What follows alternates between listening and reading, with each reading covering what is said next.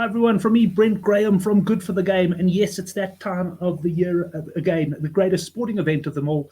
The Tour de France starts on the 1st of July, and we've got 3 weeks of exciting racing to look forward to. We're going to get stuck into stage one in just a minute. I can tell you that it's not going to get much more exciting than that. A really, really nice profile of the stage we've got to look forward to. A reminder that World Sports Betting will once again have their refund on for a second place. If you back a rider to win the stage, he finishes second, you can get your money back in the form of free bets. That's your stake, of course. There are terms and conditions. You can check those out on the World Sports Betting website. Well, let's get into the action now. We've got plenty to talk about. It's going to be a fairly brief show. I'll try to keep these down usually to about 8 to 10 minutes. A reminder, you can register for the Good for the Game betting newsletter down below. And if you do enjoy these previews, please hit the subscribe button and give us a like. It really helps the channel a lot. Okay, onto the stage number one. Now, normally in the Tour de France, you get either a sprint stage or possibly a prologue or some sort of medium distance time trial.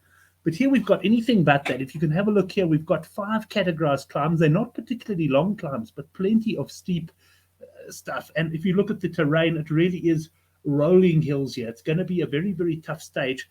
And I must admit, a very tough stage for punters as well to call a winner, because you know exactly how this race is going to play out. Well, I'm not even going to pretend I know what's going to happen. Let's look at the start. We've got a Cat 3 climb here, 2.2 kilometers and nearly 7%. Now, that's going to be enough to give a few guys, a few strong riders, a launch pad off the front of the peloton. And normally in the Tour de France, you know, the first break on the sprint stage, the guys just let 3 guys from one of the smaller teams go away, and they keep them in check the whole way and reel them in. I can't see that happening in stage one here. You're going to get a lot of strong riders trying to get into this break. It may even take some time for the break to form, but I think more than likely the break will form fairly quickly in this stage. And then it'll be a question of who's actually going to go on the front and chase this break down, because you'll see when I get to the end of the stage here, there's a climb towards the end, which means there's no ways any of their big, heavier sprinters are making it to the finish here. So none of those teams are going to get involved. Who then is going to do the chasing? I'd have to say probably someone like Quick-Step, Alaphilippe's team there. You know, he's really got designs on the stage, as have other riders. But there's probably a couple of other teams that could also step forward and either assist with the chase or take control of the chase. One thing I'm pretty confident about, that we're going to get a decent break, a fairly strong break, probably 5 to 6 riders going away. And it's going to be a very interesting race to see if they can hang on. I would say that the break has a chance. I wouldn't normally say that in the first stage of a Tour de France, but I do think there's a chance, because the GC teams, the likes of Pogacar and Vingegaard's teams, they don't really necessarily want to do too much work early on. So if a team like Quick-Step are unable to keep the break in check, it may well get a chance to sail all the way to the line.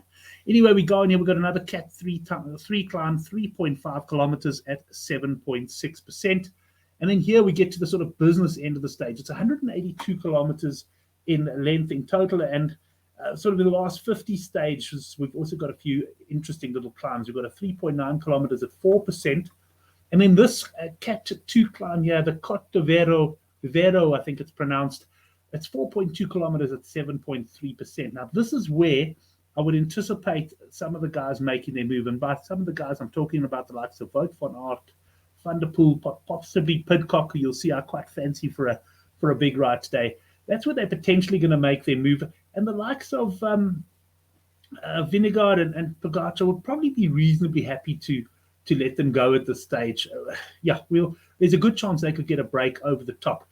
We then get to this absolute brute of a Cat 3 climb. It's 2 kilometers at 10%, but I can tell you the last kilometer, and let's see if we can have a quick look at that now. Let me just make this a little bit smaller. It'll make it a little bit easier for me to go to mountain passes, and sometimes the connection takes a little bit of a while to come up. And while it's doing that, I can tell you, yes, the last kilometer is sort of averaging over 12%. So it's really, really tough. I don't know why the climb hasn't come up, so apologies about that. We won't have a look at that now. But yeah, it's incredible. The second half is incredibly tough. Then we've got just under 10 kilometers to go to the finish.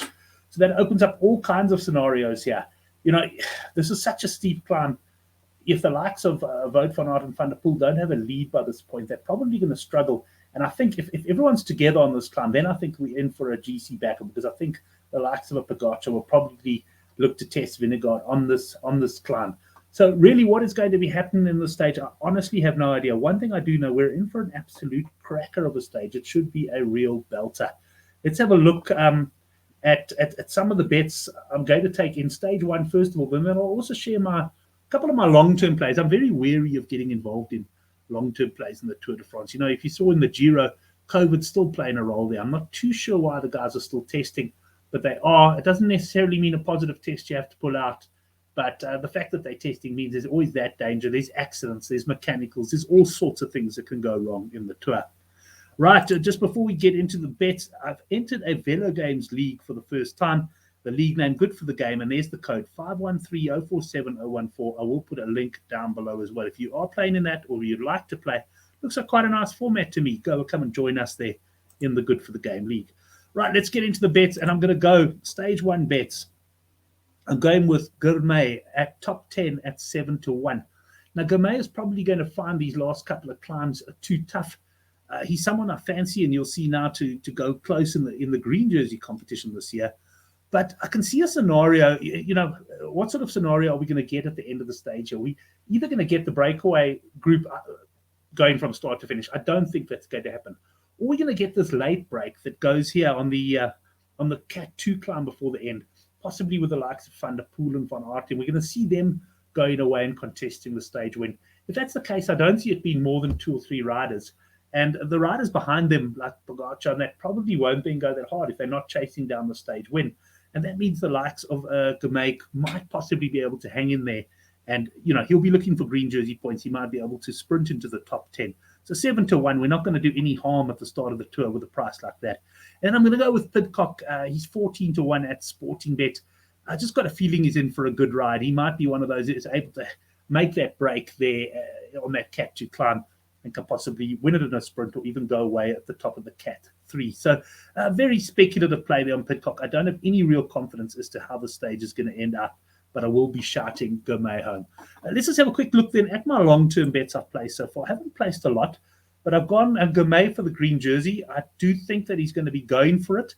Whether he can do it in the Tour de France, I'm not too sure, but he's pretty quick. He might be able to place in some of the bunch sprints, perhaps even win one. And he does have the ability to climb better than some of the other sprinters, so he might be able to get points where perhaps others can't. Also, Wout van Aert has effectively said he's not going for green this year. And so, Gourmet there, my pick there at 11-1. And I'm also going for a unit on AG2R to win the team classification at 25-1. Now, make no mistake, they'll need plenty of luck in running. Other teams probably to have things go wrong, and possibly themselves for O'Connor not to really be a podium contender later in the Tour, that they can actually chase stages. And potentially, if they get a sniff of this team competition, I think they'll give it a go. They're a French team. And if there is a chance of them winning it, I think they'll focus on it earlier than most teams. So it's speculative. This once again, we're talking 25-1. Ineos, top of that market around the 7-4, 2-1 mark. And then this one I found just before I did the show.